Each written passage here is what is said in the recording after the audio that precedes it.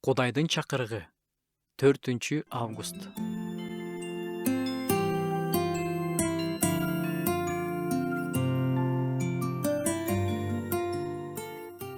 Теңир менин жардам берүүчүм болбогондо, менин жаным бат эле унчукпас өлкөдөн жай алмак. Доктурда төрөт учурунда катуу кыйналып, буту колум тырышып, тилим күрмөөгө келбей, керебетте жалгыз жаткам, дейт бир келин. Ары бери өтүп жаткан медайымдардан жалбарып, мага жардам берип койгулачы, деп сурансам, азыр баары өтүп кетет, деп жаныма басып келип да коюшкан жок, дейт. Бир нече саат кыйналгандан кийин коридордо такасын такылдатып басып келе жаткан бир аялдын үнүн баарыбыз уктук.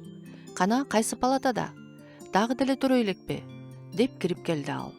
Учурашып чекемен сылап, шыктандырып кетип жатып, жакшылап карагыла, деген эки эле сөз айтты. Баардык врачтар, медайымдар күйпөлөктөп мени курчап калышты. Ал аялдын ысмын деле билбейм. Көрсө бир тууганым телефон чалып, бир карап коюңузчу деп сураныптыр, дейт тиги келин. Көрсө ал төрөт үйүнүн башкы врачы экен. Баланчаевна сизге ким болот? Деп анын ысмын атап, ар бири менден сурап чыгышты.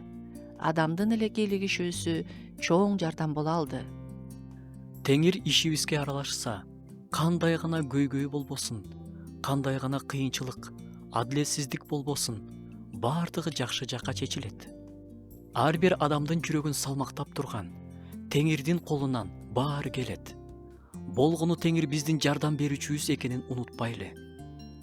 Буга чейин канча жолу ал өзүнүн ишенимдүү жардамчы экенин далилдеген. Эгерде Теңир менин жардамчым болбогондо, унчукпас жайга эбак кетмекмин.